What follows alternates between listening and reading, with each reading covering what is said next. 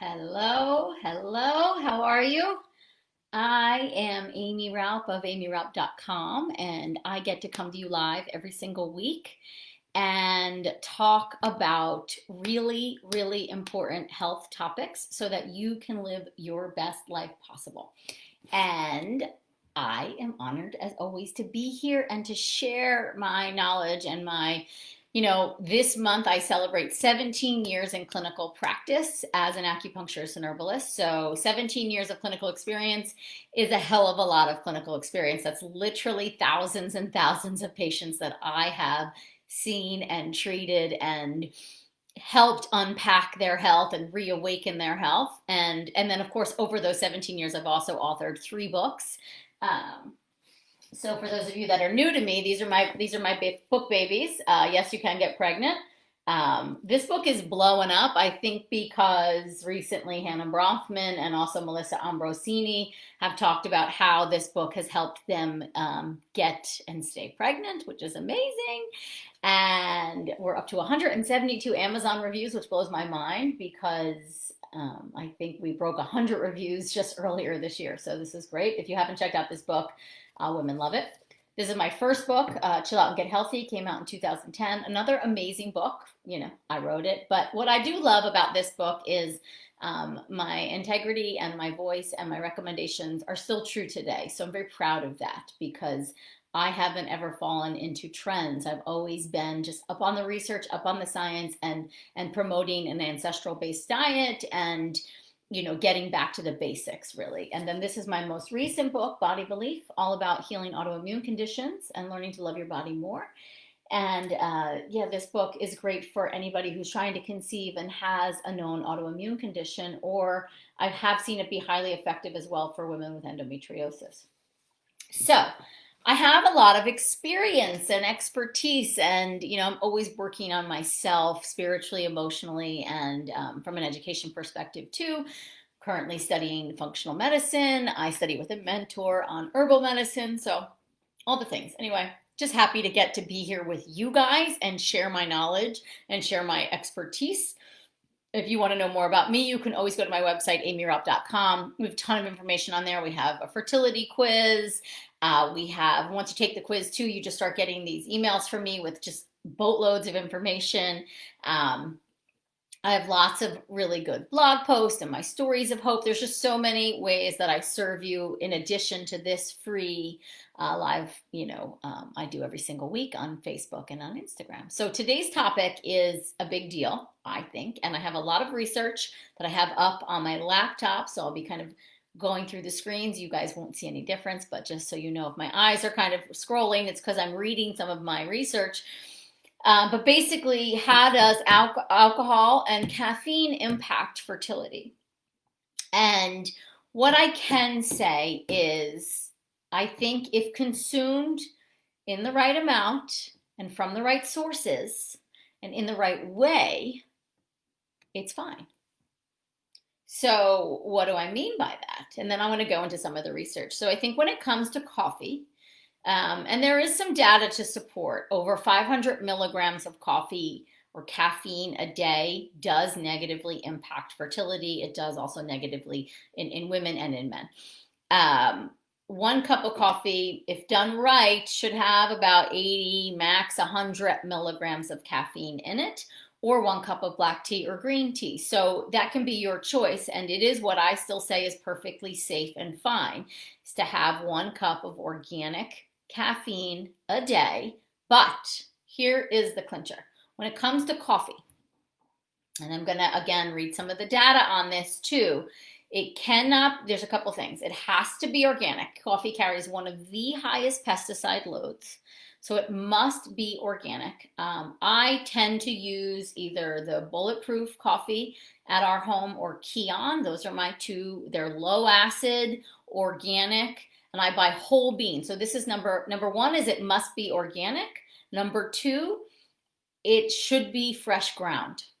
So the second coffee is ground, just like I was reading something before, they used the comparison of like when you slice an apple or an avocado and it just sits out. As the day progresses, it browns. It basically starts to oxidize. Oxidation is what causes poor egg quality, right? Or our bodies to age before our time. So we want to avoid oxidative stress in our body. Stress causes oxidative stress, but also eating foods that are oxidating, or reactive oxidative species is what they call it, ROS, or free radicals is another term, that can also impact our egg quality and our fertility, our sperm health, all of these things. So must be organic coffee, must be fresh ground. So I grind my beans every single morning, and I use a French press. I actually don't even use a coffee maker because of all the plastic components and then the filtered paper. I don't know if that's been bleached. I don't know what's on that. It's pouring. I don't use those Keurig things because that's in plastic, and then it's pouring hot water through plastic. So the BPAs, the toxins. I use a Le Creuset ceramic French press that was not inexpensive, $72. However, I've had the same exact French press, I don't know, 4 years. I'd probably break one every 5 years, knock on wood. So not a, I think it's a very worthwhile investment. No paper, no filters.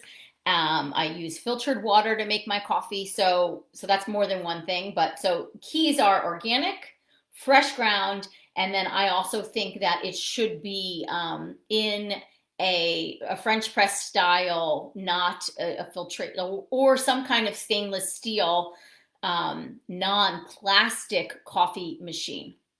So that does kind of eliminate buying coffee out and about, unless they're doing a fresh ground French press, which some restaurants do, some places do. Obviously, in the time of COVID right now, we're not really out and about as much, but to really keep that in mind. And then the most important thing when it comes to coffee is that it is not consumed on an empty stomach. Coffee on an empty stomach, and I'm going to read this from some of my data. This I pulled from, well, there was a couple different sites, but basically when you go from coffee on an empty stomach, your system releases adrenaline, followed by cortisol, followed by a dip in your blood sugar. So the key to balanced hormones, the key to optimal fertility is balanced hormones. And the key to balanced hormones is not having blood sugar dips. And especially all you PCOS girls out there, you guys are really, really, really susceptible to these blood sugar dips. So this is really important for you. So when you have coffee on an empty stomach, it dumps adrenaline and then cortisol, and then that will cause a blood sugar dip that will cause imbalanced hormones. And you're basically, excuse my French, you're fucked for the rest of the day. There's no coming back for that imbalance. So do not start your day on an empty stomach with a cup of coffee. That is the worst thing you can do, the worst offender to your hormones. The adrenaline makes you feel energetic because it's part of the fight or flight system and prepares your body to take on all challenges, which feels pretty good as you start your day. However, in a few hours, you will have that crash and feel like shit. And then your hormones remain unbalanced for the rest of the day. So if you have coffee with protein and fat, like I do, and like I recommend, it will negate the spike in cortisol and it will keep your blood sugar levels at bay. So that is the key. If you want to have your morning cup of coffee and you're still actively trying to conceive and you read on other people's blogs or in other people's books, or your nutritionist or your doctor told you caffeine or coffee was bad for your fertility, they didn't suss out all of the variables. And that is the problem. There are some studies, but there's actually no scientific study that shows coffee at 100 milligrams or caffeine at 100 milligrams or less a day negatively impacts fertility, male or female. It's 500 milligrams or more a day, which is literally almost 4 cups of coffee a day. I would never recommend that to anyone under any circumstances on any planet. If you are doing that and you're trying to conceive, it is no good for you. So you need to have under 100 milligrams, that's my recommendation, 100 milligrams of caffeine a day. So that could be tea, that could be coffee. Tea or coffee needs to be organic. If it's coffee, I want it to be fresh ground, and I want it to be in like a stainless steel, non-plastic coffee system with non-bleach filters, or do what I do, use a French press. And then you're going to add protein and fat to your coffee. So what I do is a scoop of collagen peptides. I either use the Naked Nutrition or the Vital Proteins collagen peptides. And then I also do like a teaspoon, half a teaspoon of either coconut oil, grass-fed butter, grass-fed ghee, your choice. I sometimes add some raw cacao as well because I just like the way it tastes. I add some sunflower lecithin at times too for the extra choline. I blend it, make a nice little frothy drink. You don't have to do that. You could literally do a scoop of the collagen peptides that will completely dissolve in the coffee. You add a scoop of a fat of your choice, coconut oil, grass-fed butter, grass-fed ghee. I also add a little bit of coconut milk, and then, like I said, some raw cacao, and that's it. So you're not consuming it on an empty stomach because you've actually added the protein and the fat to the coffee.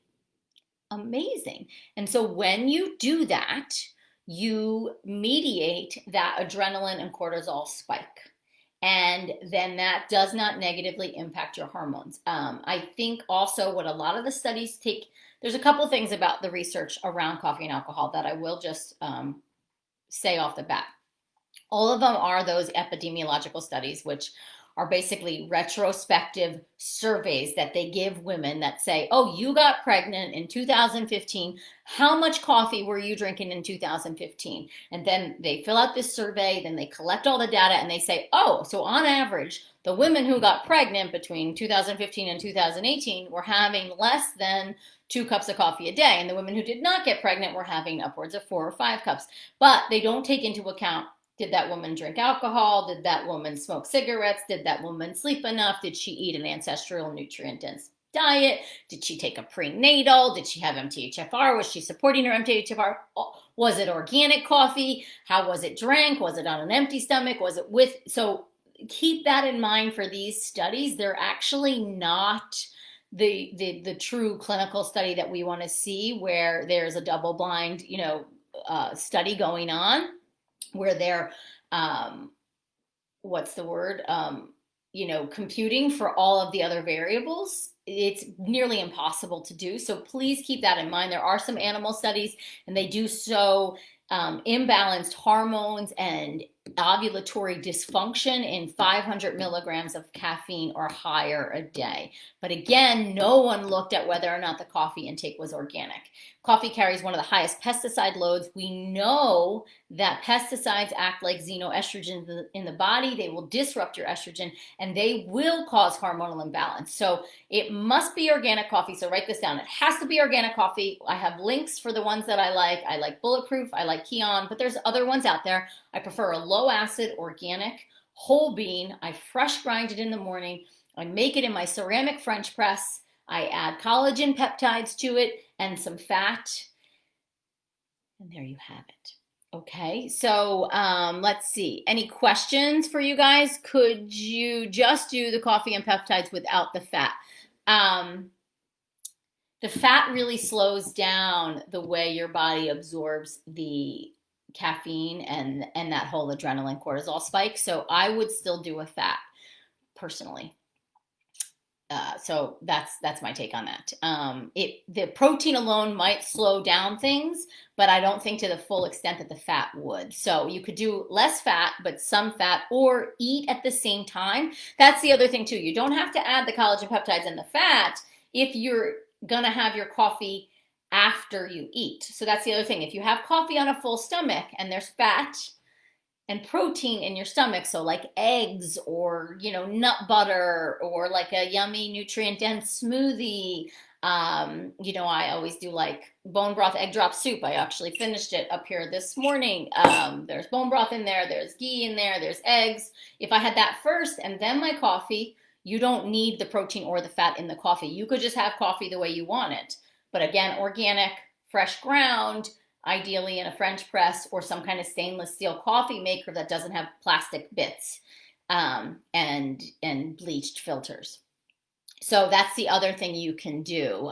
So it's a great question actually, because I forgot that point, that you could also do coffee on, okay, no one's asked any questions that I can see on Facebook. So if you guys pop in, and I'm in the middle of talking about coffee and alcohol for fertility and how it impacts things, and I'm also summarizing the most recent research and data on that. So if you missed, I just covered coffee. Now I'm going to go into alcohol. Okay, if there's no more questions. So I see, what about just eating breakfast then having coffee? So Allison, I think I addressed that. Thank you for bringing that up. I fell into my my very selfish lifestyle, which is I do it with the protein and the fat. But yes, you could have your breakfast and then your coffee. Absolutely. But don't forget to hit the marks. Low acid organic coffee, fresh ground.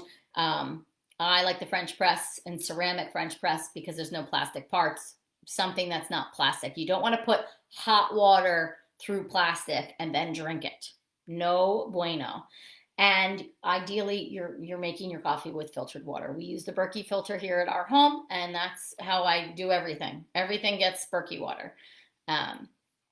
Okay, and so moving on to what about decaf? Is it okay to add reishi to it? So I do. I have that raw cacao with the reishi in it. So absolutely, you can add adaptogens to it. That's perfectly fine. Decaf, again, organic, low acid is really key. Decaf is a bit more processed than caffeinated, so keep that in mind. So you are dealing with a little more processing, so I'm not a huge decaf fan. But if it's organic and fresh ground, I think better than regular old, decaf that you're going to get out and about. What about decaf? And ghee is an acceptable fat. Yes, it is. Do you need to do fat and protein with green tea in the morning? I would personally. So any caffeine is going to spike your blood sugar. Any caffeine on an empty stomach is going to spike your blood sugar. So personally, and there are times where I am off coffee and I do matcha or I do a chai, I still do the same thing, the protein and the fat, or it's after breakfast, okay, with a meal that has protein and fat. So your breakfast can't be a green juice that doesn't have any protein or fat, okay? So it has to be protein and fat in a meal, and then you consume the caffeine, because it's all about eliminating that blood sugar, that cortisol, that adrenaline spike, which puts you into fight or flight. It puts you in survival mode. Pregnancy, ovulation happens as a result of the body feeling safe, emotionally safe, nutritionally safe, physically safe, and not in fight or flight. So we are generating safety and nourishment. And another really big thing to keep in mind with coffee and with alcohol, and if there's so much in your brain and you have one practitioner telling you one thing and you read something in another book and then you have me telling you something else and you're completely overwhelmed, you have to do what feels right to you. If you drink coffee and you enjoy every freaking lick of it, and you are so psyched that you can still have coffee and you know that it doesn't impact your fertility because Aimee went and did the research for me, and 500 milligrams of caffeine a day you would never hit. And if you do the coffee the way I've told you and you feel really good about it and you enjoy that coffee, you drink that coffee. But if you drink that coffee and you are worried that's impacting your egg quality and you doubt it and you second guess it, or you don't feel good, some people just don't feel good on coffee or caffeine, then don't do it.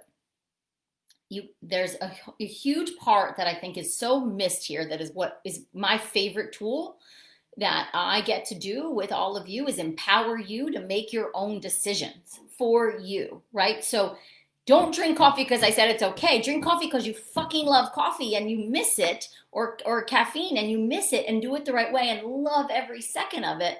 But don't drink it because I said you could and you still feel shitty after it, or you're going to second guess yourself or beat yourself up, okay? And it's the same when it comes to alcohol.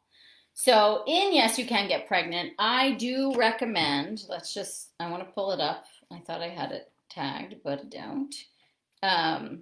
I do say about alcohol. If you are actively trying to get pregnant and want to drink, have purified alcohols such as top shelf vodkas, scotches, whiskeys, or gin. Otherwise, avoid alcohol or have it in strict moderation if you think you could be pregnant. So I say limited quantities of the following. I say the same thing about coffee. Coffee or tea should always be organic. Limit yourself to 1 cup of organic tea or coffee per day, or less than 100 milligrams of caffeine per day. So strict moderation for alcohol. So back when I wrote Yes, You Can Get Pregnant, I was not recommending wine in any shape or form because there were no wines out there that were, I wrote this book in 2014. It was hard to find organic wine. It was hard to find sulfite-free wine. And it was hard to find wine, even if it was grown like locally, sustainably, that didn't have pesticides. And again, like I said with the coffee, the pesticide load plays an important role here because pesticides act like estrogens in the body and they will disrupt our hormones. So when I wrote that book in 2014, I would say the same thing now.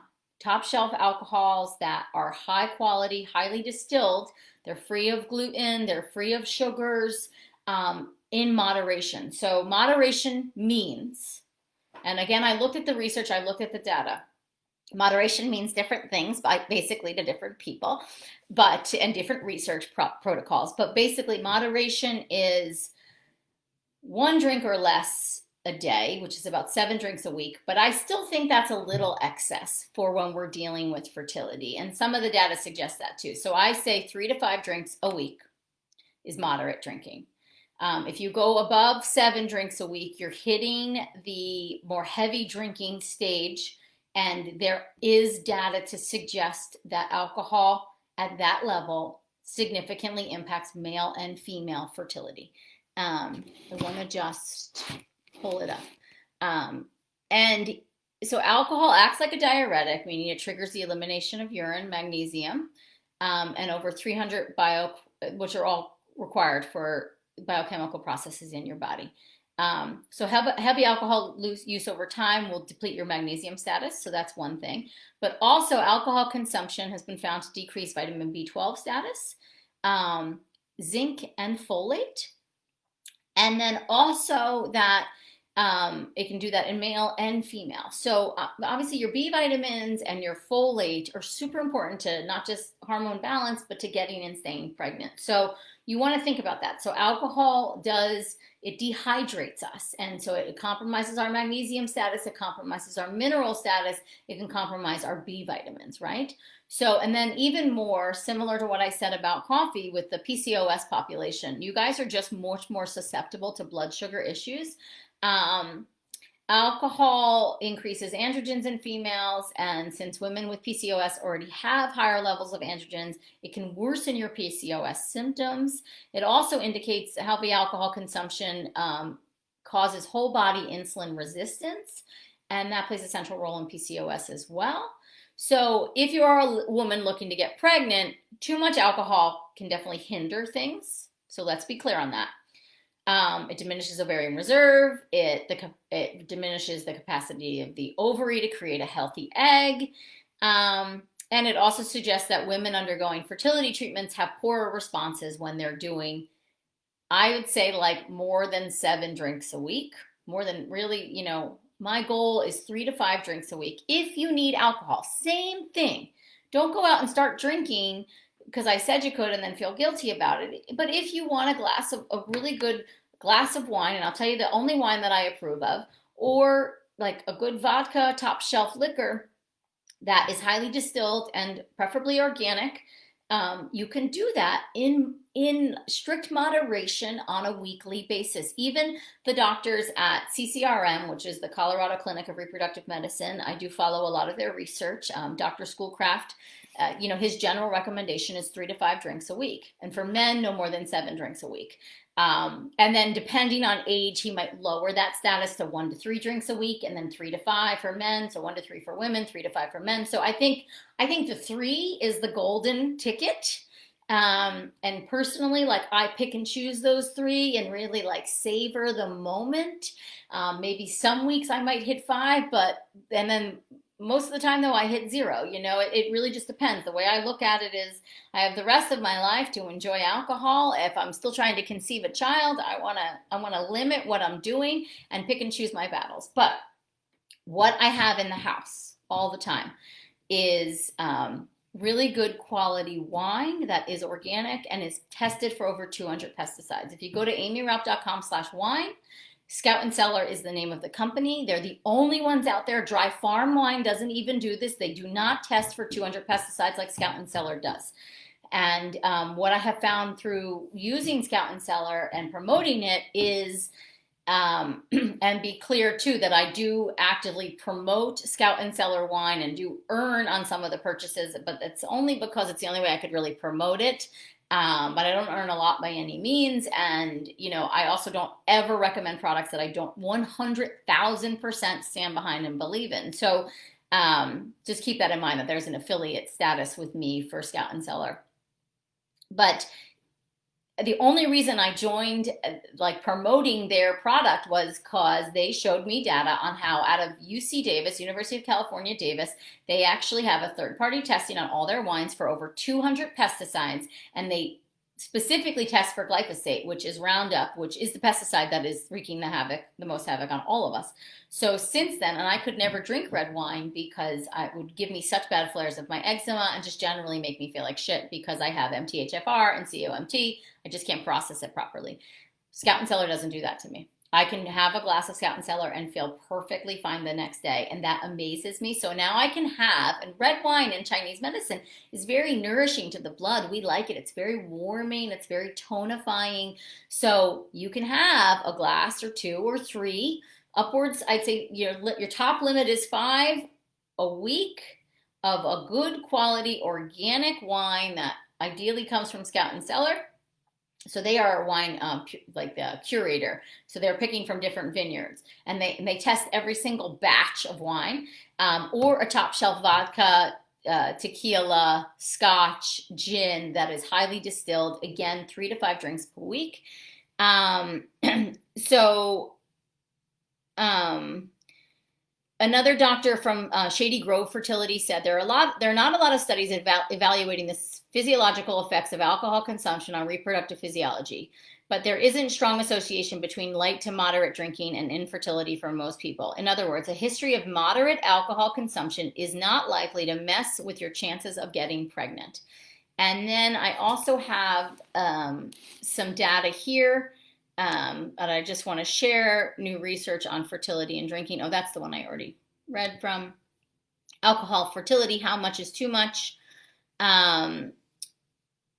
So I want to read, there's an interesting graph that I found, summary of alcohol and pregnancy loss. So any alcohol consumption versus abstaining, no risk of miscarriage. More than 4 drinks a week, an increased risk of miscarriage by about, let me see, 3%. Yeah, and then greater than 5 drinks a week, a greater risk of stillborn, which is concerning. So again, I think that 3 drinks a week is the sweet spot, personally. Again, if you don't need to drink and you don't miss drinking, don't drink. You don't have to, but you can on occasion maybe have some Scout and Cellar wine or a good quality vodka, tequila, something like that in the house. And on occasion, if you want to celebrate, again, what Abraham always says, if you drink from a place that you're high on life to get higher on life, that's how you should drink. Do not drink from a place of feeling depressed or burnt out, or you need to take an edge off. That is, you need to do more emotional work there. So I want you to make a choice, do something and feel good about it. So you're feeling high on life, you have a little drink to get higher on life. That's the place from which you should drink alcohol. No other place. And if you need to drink alcohol in excess or to take the edge off, you have deeper emotional work to do. And I say that with love, and addiction is a prevalent thing in my family. I'm very aware of it. Done a lot of work through Al-Anon and addiction and recovery. Like, I'm very aware of addiction, and I'm super compassionate for it, much more so than I ever was before. I used to be very judgmental and harsh about it. But you got to unpack the trauma. You got to unpack how you handle your stress. This was taught to you as a coping mechanism. There are many other ways to cope. I check with myself before I have that drink. How do I feel? I feel good. I feel happy. That looks fun and yummy. And then I check myself, like, oh, when I get that, and I do, that clip goes off. Oh, I want to have like 7 more of these. This tastes so yummy, or whatever. I never have 7, but probably my New York City days 10 years ago, I was doing that. But maybe 4, but still, I had those days where I definitely drank more than I would recommend at this stage for certain. So I went through that time in my life and I understand it, but I would always check myself, like, how do I feel? And so even now, how do I feel? I just feel that like nice little buzz from that one glass. I'm so happy. And then I'm often like onto my tea or my water, my seltzer water with lemon, right? So check yourself there. So there's another table. This comes from the British BMC Medicine. I'm trying to see Fertility Research and Practice, Biomedical Central. So less than one under 3 drinks a day, no increased risk of ovulatory infertility. 1 to 3 drinks, sorry, yeah, 1 drink per day, no increased risk of ovulatory infertility versus abstaining. 1 to 3 drinks per week, no difference in adjusted fecundability. So this was a, what do they call those, a review study where they went and looked at all the studies on alcohol as it pertains to fertility, and they summarized. Now, what I said earlier still pertains. These are all these retrospective epidemiological studies. So they are not adjusting for all the other variables in somebody's life. So you have to take that into consideration. But basically 1 to 5 drinks per week versus abstaining. So there was one study that showed a very small decreased chance, but then most of the studies show over 10 drinks a week is where the fertility really gets impacted. And then there was another study that showed really over 5 drinks a week is where fertility gets impacted. Low consumption versus moderate consumption. So basically, high alcohol drinkers were more likely to need fertility treatments. Low alcohol drinkers, less likely to need fertility treatments. Binge drinking more than 2 times a week. 26% lower level of AMH, which I thought was interesting too. So it does seem to have a cumulative effect. If you had a history of drinking heavily, like I did when I was in college and even after college, you can recover from that. So I want you to keep that in mind. And you can have these one-offs, I suppose. But I also think you really want to check yourself. Like, where is that desire coming from? Am I using this as a coping mechanism, or am I drinking because I'm really happy and this just is a joyful, fun occasion? And then the quality of the alcohol is super duper important. So I want to just see questions. Did you already talk about caffeine? I did. So you can watch the replay. Does alcohol affect fibroids? Again, I think the same thing in moderation. There's a lot of other things that really impact fibroids and estrogen. And so alcohol is one of those things, but again, in moderation, and good choice alcohol that has no pesticides and is organic and is third-party tested and has no sugar, all of these things. The other thing about Scout and Cellar is there's no added sugar. Most wines out there are added sugar, so you're getting all the crap. So much crap added to regular consumer wine. So I learned so much learning about Scout and Cellar. You can read about it on their website. I live for the bean, me too. I'm having 2 half coffees a day, filtered water, organic, etc. But I miss having tea too. Yeah, I wouldn't. So cut out that second half and then have tea. But you no more than 1 cup of caffeine a day. So I think in the EU, they're still spraying, but not as extensively, but I would still go for pesticide free as much as you can. As will filter okay, it's not bleached. I think so. I don't know enough about it, but that sounds okay to me. I would do your own research. I already addressed the decaf thing. So decaf is just much more processed. So I'm typically not a fan of decaf coffee. And decaf tea, like I would just want them naturally occurring. It's so interesting. I don't see any questions on my Facebook page over here. I don't know why that happens. Facebook is so weird to me. Anyway, I'm not going to spend time on it, but I see no questions whatsoever. So Beth, if there's any other Facebook questions, maybe bring them to my attention. So now I see 14 comments here in the stream status. Let me see if I can open these. So weird. Okay. I wonder. It tells me there's 14 comments, but I can't actually see the comments on Facebook. And I'm afraid to refresh the page because I think I would then, oh, I know what I can do. Okay, so let's see. I think you said, but what can you get over what fat should be added to coffee? Oh, can you go over what fat should be added to coffee? Let me just see. I have one more study open that I wanted to see, that I wanted to make sure I didn't miss. How much alcohol for fertility is too much?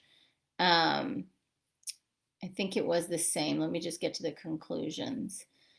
So it just basically said pregnancy loss, it increases around more than 4 drinks per week, definitely over 5 drinks per week. Alcohol, reproductive functioning, there seems to be no difference in women who don't drink versus women who drink upwards of 3 drinks a week.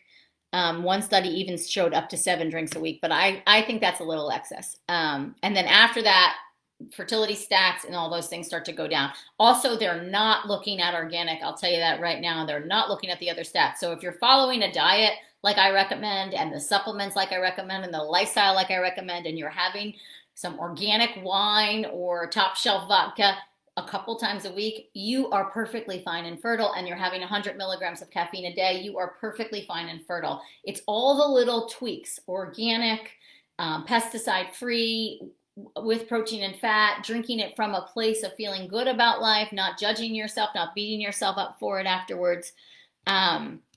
All of those things are super important, okay? And to really keep that in mind, I want to go over to my Facebook page here because I don't want to miss questions here.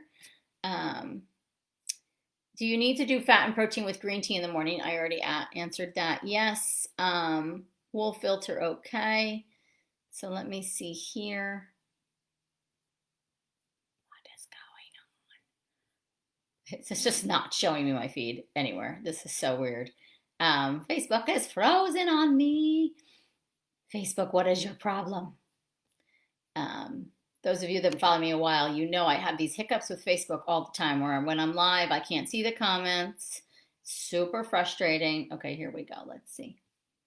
19 comments. Okay. There seems to be something about raspberry leaf tea certain times of your cycle, right? So we're not talking about that today. I've definitely covered that in other lectures. So Nikki, you can go find that information elsewhere, but we're not talking about that. Yep, and again, herbal teas. So we're strictly talking about coffee and alcohol today. So non-caffeinated herbal teas, not the subject. I definitely talk about that elsewhere. Typically, they're fine. MCT oil is okay for the fat. Herbal teas, yes, fine. And let's see if I can see all of the comments. Again, now it's not going to show me the previous comments. So Beth, is there anything else that I've missed? That's a really big comment here. Okay, so fertile ficus, watch the beginning of this video once I'm done and you'll see all the stuff covered there. I'm not going to answer the question because I already answered it. Do not have 2 cups of coffee a day. Go down to 1. How long before you try to get pregnant should be making sure you're sticking to 3 drinks? I'd say it like 3 months. Definitely while you're actively trying to conceive, but I think the preconception diet should start at least 3 to 6 months before.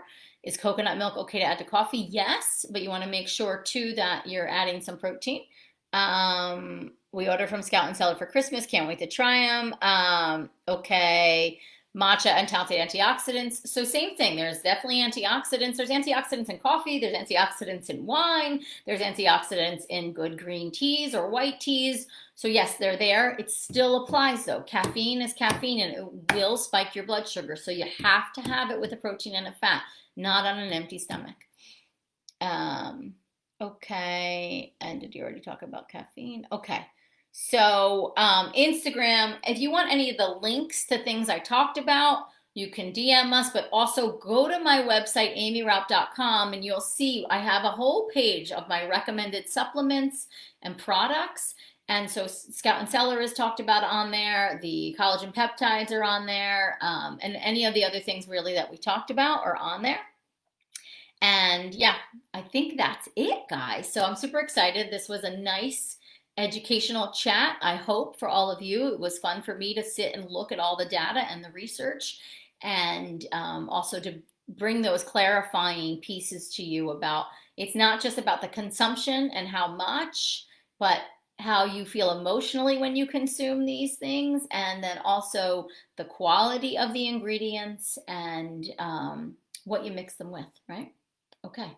So peace out. I think you guys are all safe to consume 100 milligrams of caffeine a day, following all my tools and tips. And if you missed that, watch the thing again, watch this video again. And that I think upwards of 3 drinks a week, you're in a very safe category. I think maybe if you're without fertility challenges and haven't been trying for that long, maybe you could go up to 5 drinks a week and probably be perfectly safe. If you've been struggling to conceive for some time and you're still actively drinking, maybe you pull the alcohol. So it's individualized. It varies individual to individual, but the research states and shows, and again, it's not the best research, but it's all we have. I think 3 drinks a week of an organic, good quality, top shelf liquor or wine, perfect. And then 100 milligrams of caffeine a day. You're good to go. Okay. Love you guys. I'll see you next week. Have a great, great, great day. Okay. Let me get in here. And for anything else, of course, go to my website or DM us.